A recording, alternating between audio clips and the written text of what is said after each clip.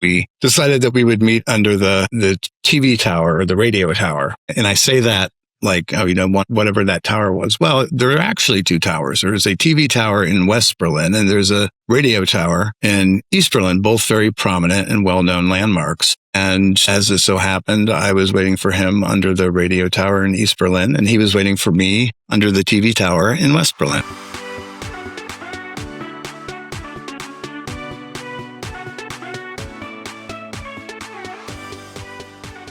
Hello and welcome to this very special episode of Life Exchange Stories of Understanding. I am your host, Kelsey Ross, and today, Life Exchange Stories of Understanding is very happy to participate in this fourth edition of Podcasthon.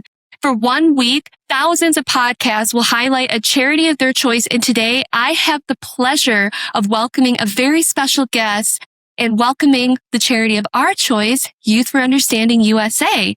And to tell you more about that charity of choice, I've got a wonderful guest here. Why don't you go ahead and introduce yourself? Hi, I'm honored, very special. I appreciate that. I'm Scott Messing, and I am the president and CEO, or otherwise known as the national director of YFU USA. Awesome. We have been trying to get you on here for a very long time. It is such an honor to have you here. I'm so excited. I can't thank you enough for taking time out of your day to tell us a little bit more about your story. It's my pleasure.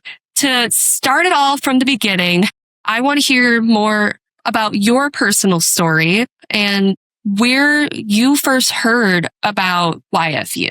So I learned about YFU through a friend of mine. I was part of an association, and I was at a conference, and this friend knew my predecessor, and he had just started here and was looking for a chief operating officer. And that was my basic line of work. And so he mentioned it. He thought we might hit it off. And he actually didn't know at the time that I had actually studied abroad myself. And so that really resonated, and one thing led to another. And here I am. Okay. Well, let's go back even further then with studying abroad. So you've had experience with that then. Where did you go? So I went to Germany. Okay. I went to Germany in high school, and then I also spent my junior year abroad in college. Okay. And I mean, I've talked about it a lot with some of our past guests. Studying abroad in high school is kind of rare, especially for American high schoolers. Yeah. So how did that idea come to you? That's a good question, and it's something that I really never thought about it until I came to YFU, and people started asking me that question. And I realized that it goes pretty far back. When I was 7 years old, my family moved from Ohio to West Virginia. My dad was a professor, and he'd gotten a job at WVU. And when we moved there, we lived in faculty housing for about 5 to 6 months while we were waiting for our house to be built. And there were 6 apartments in our stack, and across the hall lived a family who had just moved in from Turkey. Above us was a family from Afghanistan, and across from them was a family from China.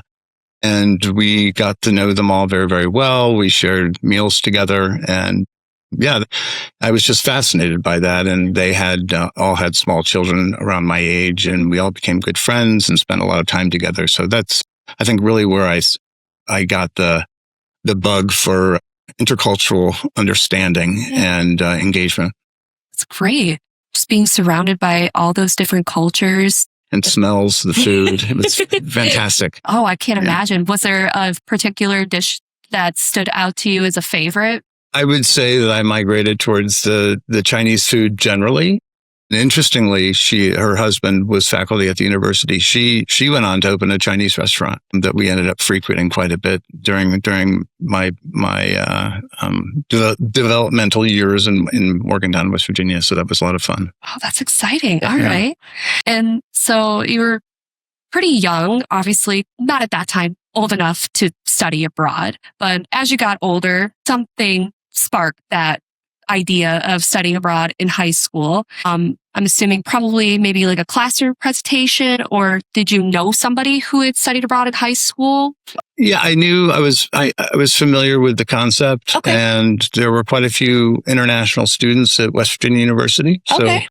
I was exposed to it at that level. So I knew very early on, I would say it was in junior high, that I wanted to have the experience. And unfortunately, it's not inexpensive proposition. And at the time, I wasn't able to do a semester or a year-long program. So I actually went on a summer program. And I think it was in the 8th grade when I shared this with my parents, and they told me that if I could raise half the money, they would support me the rest of the way. And so I ended up mowing lawns for 2 to 3 years at $10 a pop to raise that money. And that's what I did. Wow. Just got your hands dirty, went right to work, raising that money. No, it's something I knew I wanted to do.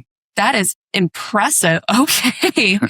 And so clearly you raised up the funds, and I'm sure your parents must have been incredibly impressed with that work ethic that you showed. A little surprised, but later on they said we shouldn't have been surprised, but yeah. And so it seems like your parents were rather supportive of this choice. Yeah, very fortunate. It didn't take any sort of convincing to let them let you go? No. Okay. Lucky that way, because I know that happens these days. That's good. I'm sure, especially in your role now, you've heard some stories where there are quite a few parents who are a little hesitant to let their babies go. Absolutely.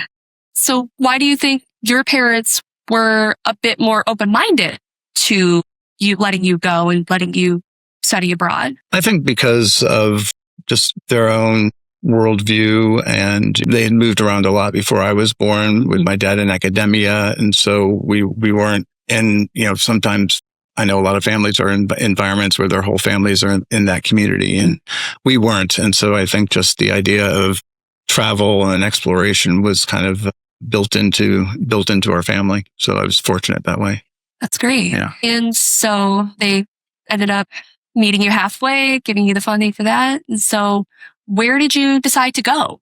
So I went to Germany, and that was primarily because of my family lineage. And on my father's side was German, and I was always fascinated by that. I had a great uncle at the time who had done quite a bit of genealogical research, and so I had gotten invested in that somewhat. German wasn't offered in my junior high, but in the 10th grade, I started taking German. So by the time the summer year of my junior year came around, I'd had 2 years under my belt. Yeah, so Germany is where I wanted to spend my time. Exciting. Learn more. Yeah. Yeah. So by that time, when you had applied, you got into your program and you were getting ready to go, did you already have like a host family placement lined up, or? Yes. Okay. And I'm guessing at this point in time, communicating with host families was a bit difficult before program. So you were probably going in blind. What are you insinuating?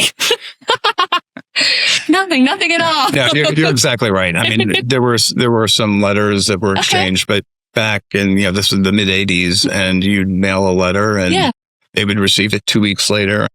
If they were on top of things, they would write their letter the next couple of days, and you would hear back from them in 2 weeks. So you're talking, a 1 month period hearing from one another. So you didn't know a lot about the family when I arrived, but enough, and was excited. They had 3 sons in their ages. I had two of them were 1 year younger and 2 years younger, than one was 1 year older. So I fit right in. That's perfect. Yeah.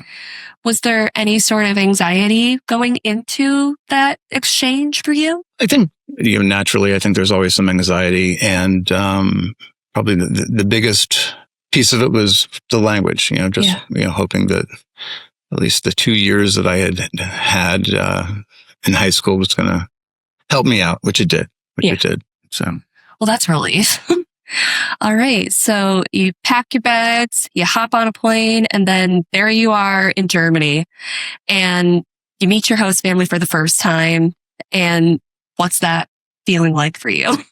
I was definitely nervous, because you have a family that's basically welcoming a stranger into their home. They had a beautiful home on the edge of a village, and they showed me around it. And this was end of June, early July, but it was still chilly there. And I remember they showed me where everything was. I actually had my own little bathroom, and they showed me the shower, and the shower had all these different contraptions, like similar to some of the showers that we now have with handhelds and stuff. But back in the 80s, things were pretty standard here in the U.S. We didn't have all those fancy things. And I got settled and wanted to take a shower. And went in and I fiddled with that thing for probably half an hour and I could not get the hot water to turn on. And so I went out and kind of embarrassed by it. And I said to my host mom, I'm like, I can't figure out how to turn on the hot water. And she shared with me that, oh no, in the summer we turn the hot water off. What? Yes.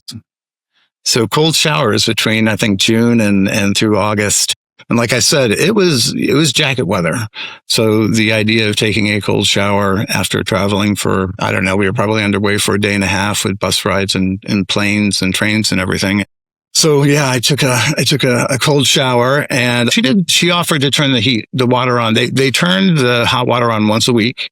And they would all take a hot bath or shower, but she offered to turn it on, and I did not want them to make any changes. But what I discovered is they had a little container above the kitchen sink that would heat hot water that she could wash the dishes. And so I started waking up very early in the morning before everybody else. I'd get a pot, fill that up with hot water, dump it into my bathroom sink, and take basically a sponge bath. So that's kind of how I got around with it. And I always prayed I never got caught, and I never did.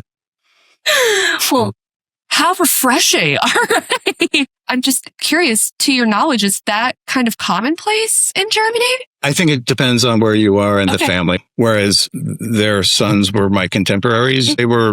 I would say they were an older mom and dad, old enough that they remembered World War II and living through that experience as children, but still remembering it. And so they were very, very frugal in how they lived their lives. And so that was kind of a natural thing. So yes and no, really. You just spend it on who you're with. I mean, smart. Makes sense.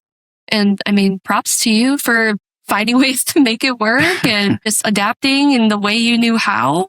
I mean, that's incredible and ingenious too. Trying to I had to figure out something. I'm not a fan of the cold shower.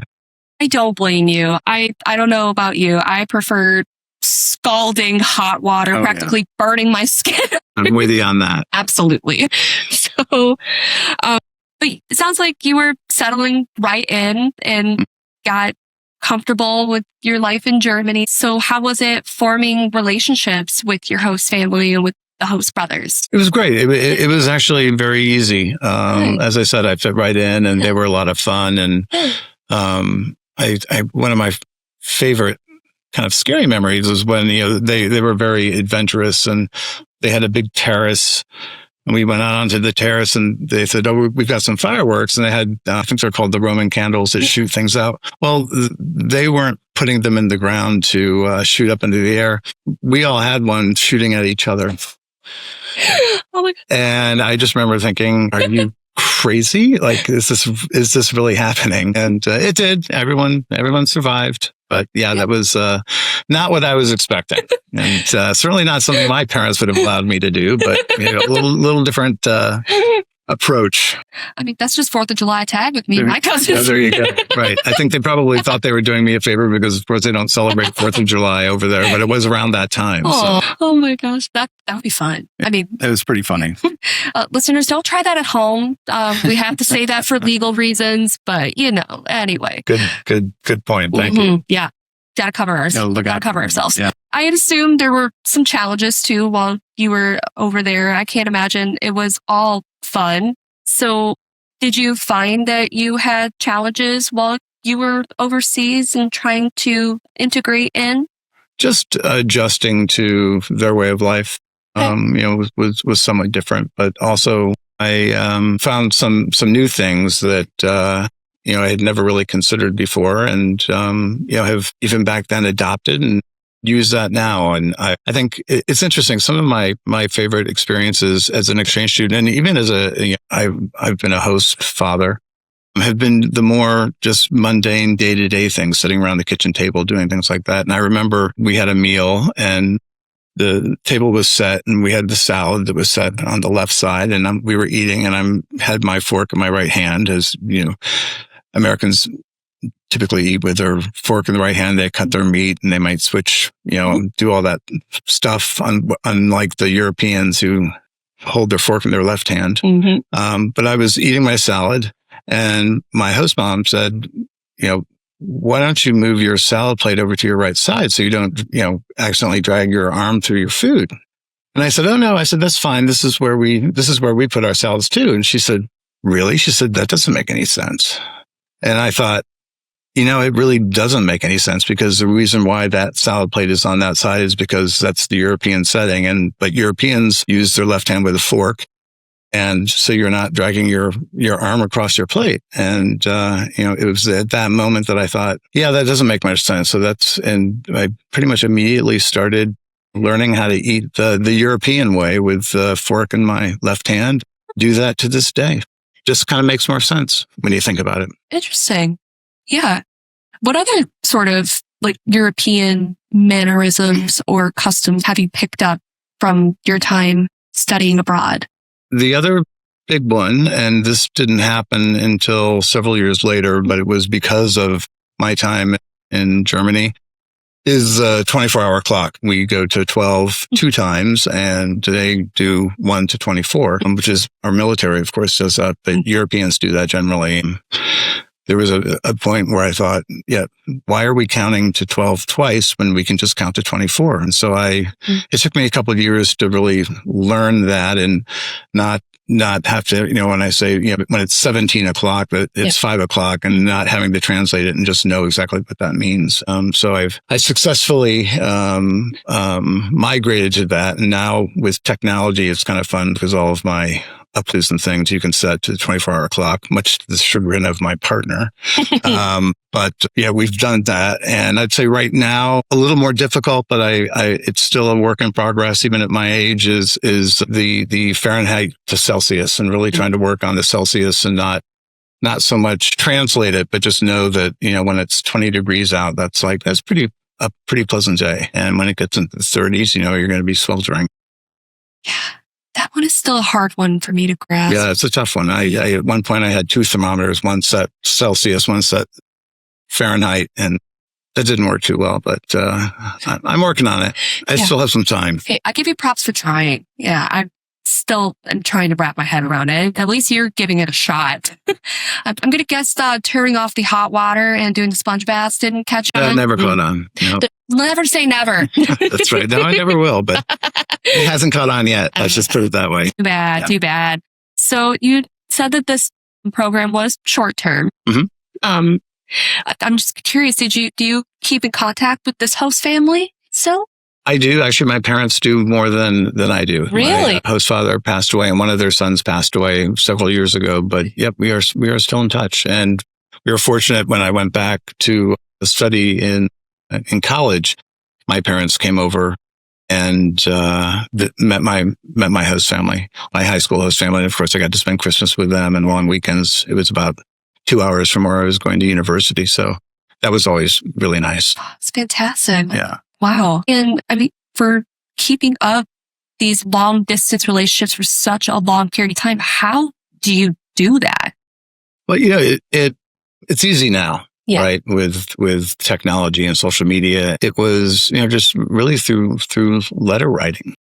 I made some very good friends. One of my best friends, we did manage to stay in touch. I'm the godfather to his son, but I also had other friends who I probably lost touch with for 10 to 15 years. And with the advent of Facebook, got back in touch. I mean, kind of this, I think it's similar to even here in the United States, particularly if you've moved away from your hometown. I'm sure, a lot of people lose touch with their high school pals and classmates, and social media has allowed us to reconnect. And I think that's one of the positive things that you can take from social media. So that's helped a lot.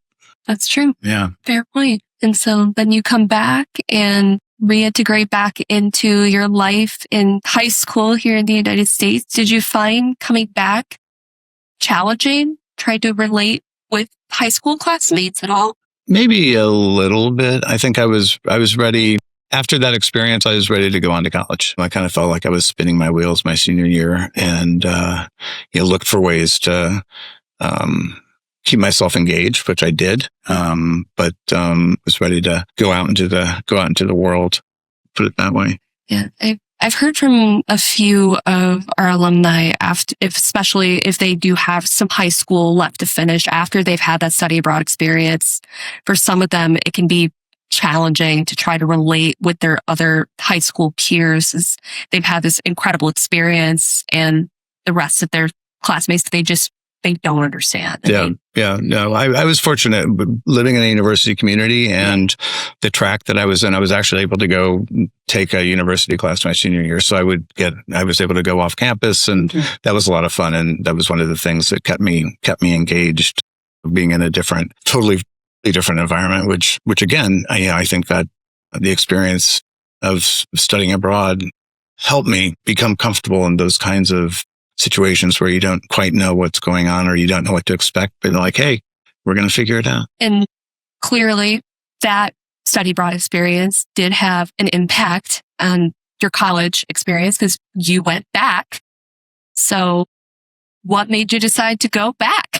Yeah. So I actually studied, my major was international relations, and in German, I ended up with a double major and knew that I wanted to study abroad my junior year, and the school that I chose had a very strong study abroad program. So I did that. I was also a work study student. So I was working after my freshman year, and I was actually able to get a job interning at the study abroad office. So it just started to get more and more into my blood. Perfect. Yeah. That's great. And so I take it you went right back to Germany. I did. And was this for a year-long program this time, or? It was, yeah. Okay. Again, because I was fortunate, but because of my major, I was able to get enough of the classwork in Germany to credit for it, which has actually allowed me to sort of declare a double major and include German into that. So yeah, and that was a very different experience, obviously, because I wasn't living with the family. I was in a dorm situation with friends, but great experience nonetheless. That was going to be my next question, since you weren't going to have that homestay experience with the host family. What sort of differences did you notice from being in the dorms versus staying with the host family? Do you have a preference, or what sort of differences did you notice from the two experiences? Well, I think just much more independence when you're living in a dorm. And of course, I still had my high school host family a couple hours away for support if I needed them. And it was just kind of immersing myself into the German student experience and looking for ways to do that. And it was about also the same time I mentioned that I was involved in my genealogy in high school when we had lost touch with our ancestors. I mean, they were as far back as the 1850s. That's when the Messing side of the family immigrated to the United States. But we had shortly before I left for Germany in college, discovered that we found out where I was from, and it was in what was then 1988 East Germany still. And so it was somewhat difficult to get information, but we finally did. And I actually had the pleasure of traveling into East Germany when I was there in college to travel to this town and meet my very distant cousins. Whoa. So that was fun. That was a lot of fun. And they from an area called Thuringia, which is where people are familiar with nutcrackers and things. That's the area where those are from. But it's also, and I kind of equate it to, it's basically like Tennessee when it comes to the accent. So even after being in Germany for 7 months, and I considered myself fluent at that time, could barely understand what they were saying, at least for the first couple of days, because it was just a really strong, it's called Plattdeutsch or Flatdeutsch, flat German. And it was really difficult to understand. But eventually, you start catching on. And it was a small town, but filled with Messings, which is unusual because I come from a small family. Yeah. But they were everywhere. And we're still in touch today, actually. I was just WhatsApping my cousin this morning. That's incredible. Yeah. We talked to a few alumni who had been to Germany just right after the Berlin Wall had fallen. I haven't had a chance to talk to somebody who had been there while it was still there. So, I mean, I'm sure the differences were quite interesting. what was it like experiencing East Germany versus West Germany from your perspective? Yeah, I know it really was very interesting experience. And when I went into East Germany to meet with my family, after I spent a week with them, I met up with the study program that I was on at the university, and we traveled around to some East German cities, including Berlin. Yeah. And got to then, we actually were in East Berlin. We traveled into West Berlin because of our visas. It was a little switched. But it was a fascinating experience. My friend who I mentioned, I'm the godfather of his son, was studying at Humboldt University. And after I went to, it was the University of Heidelberg is where I spent my year. After the first semester, he went to East Germany to study at Humboldt University. And we planned to meet up. Again, this is through letter writing. We may have sent a telegram or something. And we decided that we would meet under the TV tower or the radio tower. And I say that like, whatever that tower was. Well, there are actually two towers. There's a TV tower in West Berlin, and there's a radio tower in East Berlin, both very prominent and well-known landmarks. And as it so happened, I was waiting for him under the radio tower in East Berlin, and he was waiting for me under the TV tower in West Berlin. So we did not connect. Although he did somehow, I don't know how he did it, but I think it was even later that night. We were staying at a hostel, and the door opened, and there he was. He actually became somewhat of an investigative reporter. So I think he was using some of his skills even then to track me down. So, but that was a pretty funny story that we were waiting under the wrong towers. Wow. And, no way to communicate. We always gave each other back in the day, when we would meet people, we were traveling around, everyone got a half an hour grace just because you never know what's going to transpire.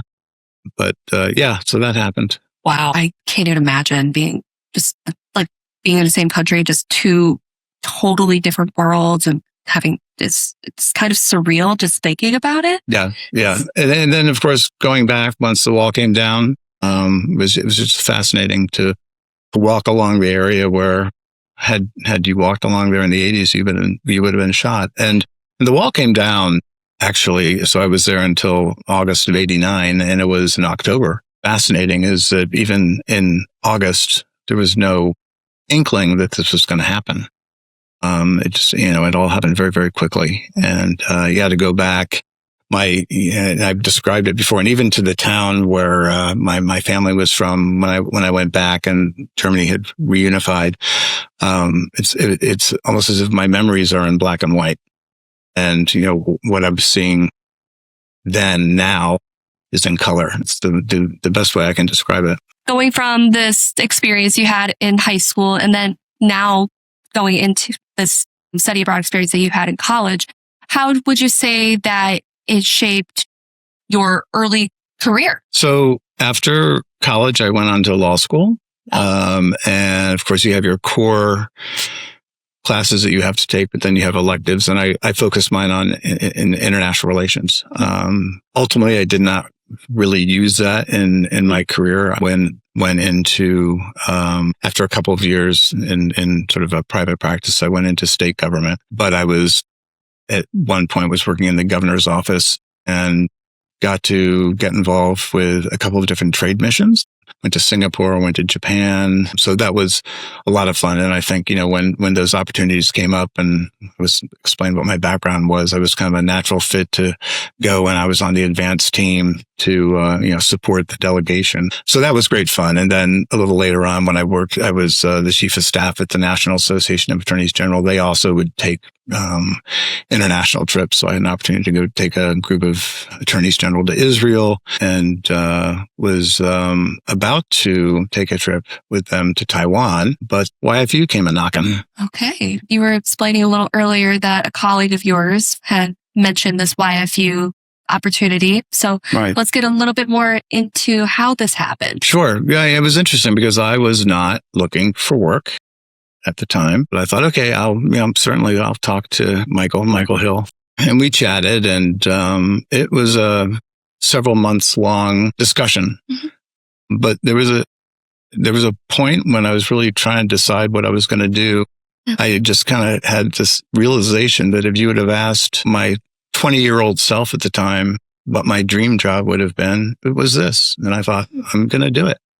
And I think that, those experiences going into something that's a little ambiguous and you don't know allowed me to be like, yeah, I'm going to take this leap into the unknown and see what it's about, because of the experiences that I had, that I would have the opportunity to support other students having similar but different experiences. Wonderful. And you briefly mentioned that you were a host father yourself. Had you hosted before you got involved with YFU? No. Oh, okay.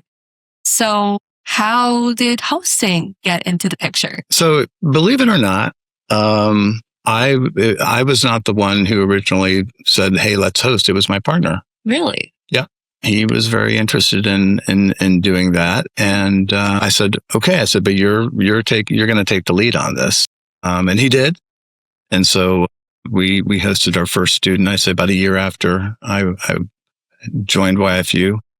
And our first student was from Norway, and we hosted 8 students altogether. After our first student, we decided we don't have children of our own, biological children of our own. We now have 8, but we decided we would do double hosting because we thought it would be. It's not necessarily the case all the time, but we thought it would be helpful for the students to have each other as support. And when we would choose our students, we tried to pick ones that we would think would be, they would like each other and work well with each other. And we were successful in some regards. In other regards, I mean, they all got along, some more so than others. But so that's what we ended up doing. Wow. And do you feel, with you having exchange student experience, that it made you better equipped to be a host at? I think so, because I could relate to some of the probably anxieties and fears that they might be having. It was much easier for me to be empathetic to those things and aware of those things to help address them. Yeah. Some people who may be getting into hosting or curious about it, they may not know that you can actually pick a student that you want to host. Mm-hmm. You can go through profiles and select the one that you want. When you and your partner were going through profiles, what made certain students stand out to you as the ones that you wanted to host? So we're very athletic and outdoorsy. We're big mountain bikers. We're big snowboarders. So we really wanted to find students who, if they didn't do those things already, it looked like they could probably, learn quickly and, pick it up, especially the mountain biking piece. Yeah. I think most of we did, because we would take a couple of large snowboarding, skiing trips every year, and we wanted to be able to take our students with us. And so all of our students, either snowboarded or skied. Awesome. And then, they all picked up mountain biking, and a couple of them continued to mountain bike and went home. And, all of a sudden you get a picture of, here's my new bike. And we're just like, yeah, which is really fun. I mean, those are the, when having that influence, not just on the sporting side, but in other areas, encouraging. I mean, these kids were just so smart, and some of them came from families who didn't necessarily have higher education, and they weren't inclined to do that. And of course we were like, it's free for you. Why wouldn't you take advantage of that? And a number of our exchange sons did go on to higher education. And so to see that influence that we were able to have in that regard is really meaningful. It's wonderful. Yeah. And with you having been on exchange in Germany, did you end up hosting any German students? We did. The last student we hosted, Daniel, was from Germany. He came in the 2019-2020 year. So you know what that means. Oh. His exchange year was cut short because of the pandemic. We have stayed in touch. He's actually came back to visit a couple of times. I had a great opportunity when I was in Germany 2 summers ago now to meet up with him and to meet his parents. And we've actually met almost all of our exchange students' families, and they've hosted us there in Norway, in Sweden, Germany. And that's you invite these students into your home and they become family, but you become family to their families because they're just really so grateful when you're providing them guidance, you're supporting them. And I know you hear it from alum, and other colleagues here, your family just grows exponentially. And it's really a wonderful thing. Mm-hmm. It really is. I mean, hearing how incredibly grateful the students are, it's so heartwarming.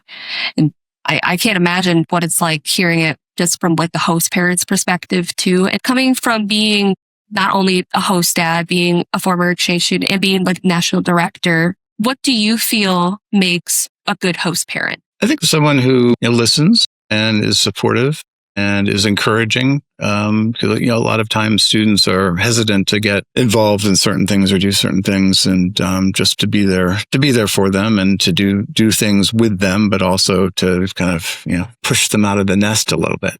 That's something that I've always encouraged, not only our own exchange students, but all of the exchange students. At YFU, we have a pre-departure orientation where all of our study abroad students gather in the summer before they depart. And I've been privileged to participate in most of those. And I always tell them, I said, you're going to find yourselves in uncomfortable situations. And that's when you just got to jump in. I said, the time's going to fly by.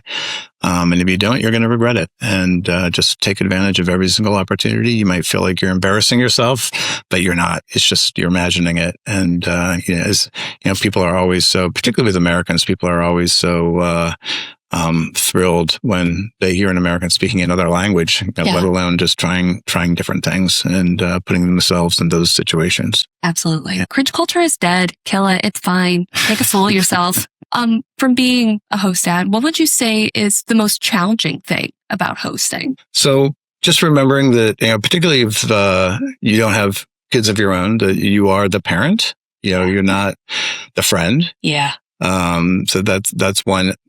Something that was unique to me, and I think unique to several of our colleagues who have hosted. It's. I found one of the challenges was it was difficult not to bring my work home with me. Lots of times you're sitting around the table, sharing what happened at work, and some of the stuff I could share, but other things. If we had some challenges going on that just wouldn't be appropriate to share with YFU students, because as you know, the rumor mill flows very, very quickly. And I know there was a situation once where it wasn't a YFU student, but they had, I think, broken their leg or an arm on a skiing trip, and there was something else about it. And I just heard it through the industry grapevine. And that night I mentioned something at the dinner table, and both of our kids were like, "Oh yeah, that was so and so who was there." And I'm like, "How do you know this?" I was like, crazy. So, but yeah, so that was which is good and bad. I think sometimes it's good. We shouldn't be bringing our work home with us sometimes. So, it probably helped me strike a better work-life balance. Not bringing work home with me. What are you insinuating? Yeah. I'm sure my mom and my husband would appreciate that reminder. Thank you very much for that. Anytime. Being a host dad, being an exchange student, do you feel that those experiences make you a better national director? Absolutely. Yeah. Yeah. In what ways? Well, yeah, I've lived the experience. So the mission to me isn't theoretical; it's personal. Yeah. And it also I think it's also helped the organization. I was very clear when I started hosting that I wanted to be treated just like any other host family. I don't want any special treatment, just so I could experience it. And so it allowed me to see what our host families experience in the application process and the vetting process. And we have a impressive support system. Got to see kind of what was working and maybe what needed to be tweaked a little bit. And so having it's almost like that sort of secret shopper kind of experience where I could see what was actually happening and make some adjustments in our programming and support. And I mean, we've thrown around the title of national director quite a bit, but there's probably a few listeners out there who may not know what exactly that means. So in your own words, what does the national director of YFU USA do? So the national director is basically, is the CEO, and that is my official title as president and CEO, but within the network that we operate, I'm the national director. So I oversee the YFU USA program. Of course, I have a board that I report to. And while we are part of a network, we're all independent and we operate under an umbrella organization, the global office. I always the analogy I use, it's kind of like the UN. They don't have authority over us because we're independent, but they have, so it's to influence and working together in collaboration that we all work together and we all operate under a set of international guidelines, both operationally and programmatically, so that people know that when they come to YFU, regardless of if they're coming under YFU Germany or YFU China or France or Argentina or wherever, we're all operating basically the same way. There's the same set of expectations for each organization. Gotcha. And what would you say is the best thing about being national director for you? That I get to have my hands in everything. And that I get to hopefully make sometimes some difficult decisions, but the right decisions that are going to help support our students, help support our host families, our volunteers, the natural parents of the students, and that they can feel reassured that the right people are looking out for their students. And it's not always easy, but I do remember, particularly during the pandemic, was really just horrible. But at the same time, I felt privileged that I was in a position that I could help navigate the organization through a very, very difficult time and had a great group of colleagues around me to do so. As you know, we really shrunk down to a small group of individuals during that time. And I basically let myself go for a period of time and wasn't really planning on coming back. But 18 months later, I did, and which ended up being a very good decision. That must have been a very, very difficult time for you and everybody going on with. Well, it was for everybody in the world, really. Yeah, absolutely. That's what was so unique about it, is it wasn't just a U.S. thing. It wasn't just a YFU thing. It was a global thing. Yeah. Going back to the previous question you had answered, you were talking about being really hands-on in every aspect of all of YFU USA. Something I think that really surprises people about you and your role here is how hands-on you are with really everything. I know it surprises me, honestly, is how hands-on you are with every aspect of everything here. What's something that surprises you about your role as national director? Not a lot surprises me anymore at YFU. But, and let's be clear, when I say hands-on, that's very different than micromanagement, right? Oh, absolutely. No. But I enjoy a lot of different areas. So my background up until I became the national director, I was always sort of the number two, the chief operating officer in operations. So there were certain things that I had never been involved with, such as marketing, fundraising.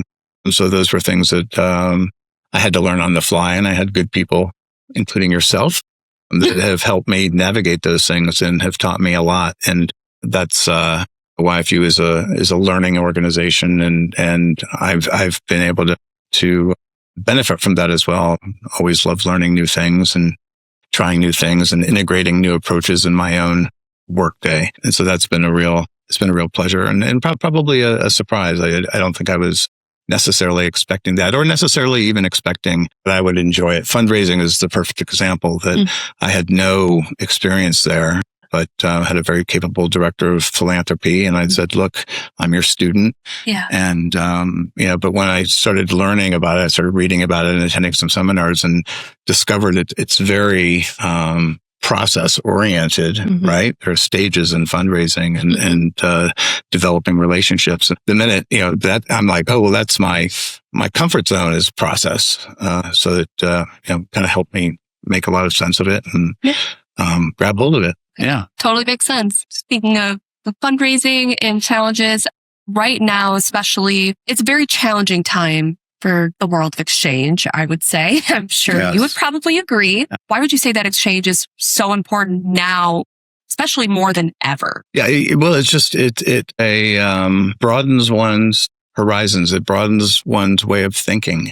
much more of a kind of a global approach to things. You're going to take into consideration many more aspects of a certain issue because you've been exposed at a different level to that, and understanding maybe why somebody feels differently than you do. You might not come to agree with that difference, but you can at least come to understand it and respect it. And I think that's very, very important. And I think particularly right now in this political climate, we're losing some of that. And I think that's where it's just really important that the work that we do. And that kind of goes back to almost the days of the pandemic, that I'm grateful that I can be part of that and to make that difference and to continue doing the work that we do. It's incredibly important right now. And I think it's also important to remember that we're not just impacting individual lives. We're impacting whole communities, because those individuals are going into communities, they're going into other families, across the world and our inbound students here in the United States. And so that impact is just exponential. And that we can have that impact, I think is really, really significant and meaningful and important. Truly is. And speaking of impact and important, this is a pretty big year for YFU, is it not? It is. It's our 75th anniversary. It is. And so we've had 75 years of creating intercultural connections, and with it being such an impactful and important year for exchange, why is it so important to give to an organization like YFU USA? Well, as I mentioned before, exchange is not an inexpensive prospect. Yeah. There's a lot of moving pieces. It's not a 9 to 5, Monday through Friday kind of deal. It's 7 days a week, 365 days a year, 24 hours a day. Because we're dealing with people's lives. And so there's a lot behind it. And it's highly regulated by the Department of State, compliance standards in place for important reasons, for safety, welfare of our participants. But that takes a lot behind it to get it going. So, unfortunately, it can be rather expensive to send a student abroad, and which makes it difficult for those students who might have the desire but don't have the means. And so as much as we can raise that money for scholarships and financial aid to allow those students to have these invaluable and transformative experiences, all the better. And so that's really where, and one of my primary focuses is trying to grow those opportunities for underserved communities. Yeah, absolutely. And if somebody is listening, is curious and would like to give or donate to YFU USA cause, where can they go?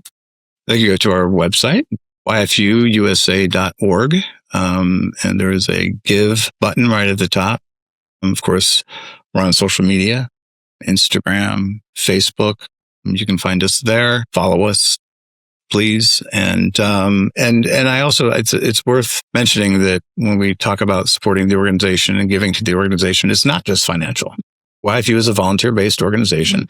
We have hundreds of volunteers who support the students through our orientations, working with our students and our host families in a lot of different ways. And so there are several different volunteer opportunities that people can take advantage of. It's always heartening to see, particularly with our returning, we're now our alum, stay engaged or re-engage with the organization in some volunteer capacity or as a financial supporter, or both sometimes. And likewise with our host families.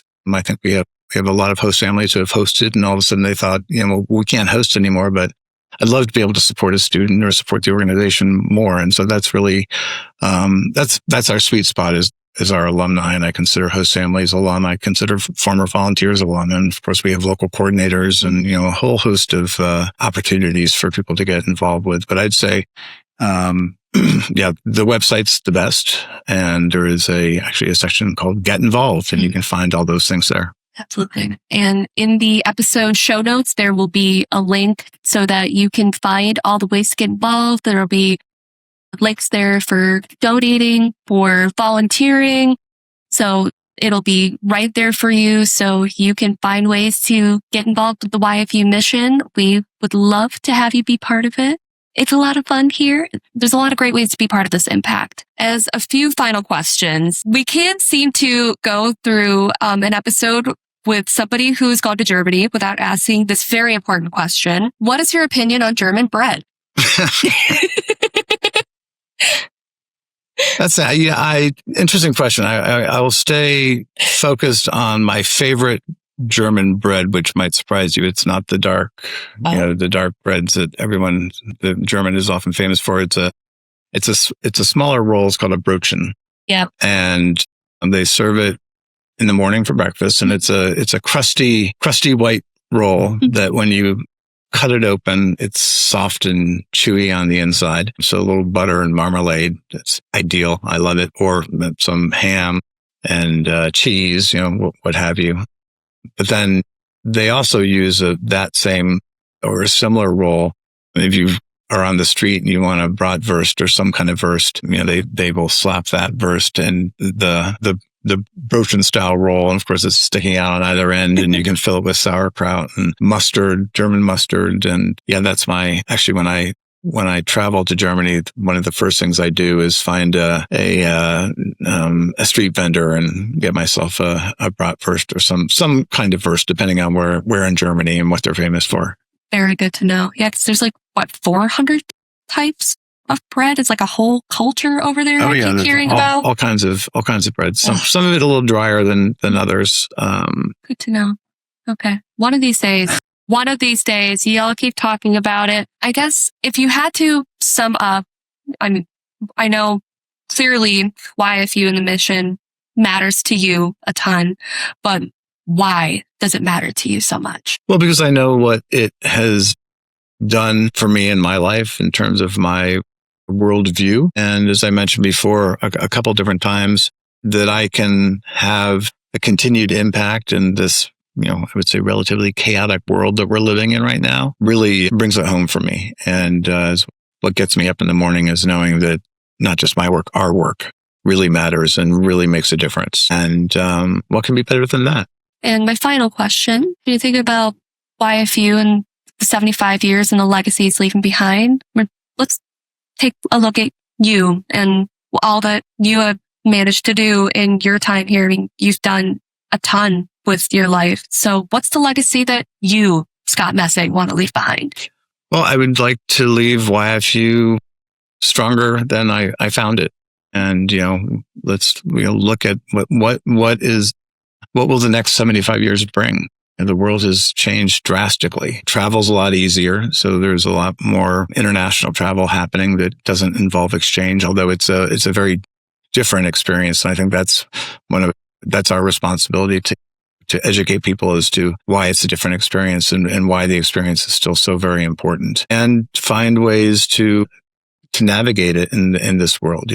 We've looked at virtual exchange opportunities and things. Our study abroad numbers used to be huge. They have declined year after year. Would love to see that grow again, because I really think that particularly American students, or just geographically speaking, we're insulated, at least from Europe and from Asia. And a lot of times, aren't really focused on what's going on in the rest of the world because we don't really need to be.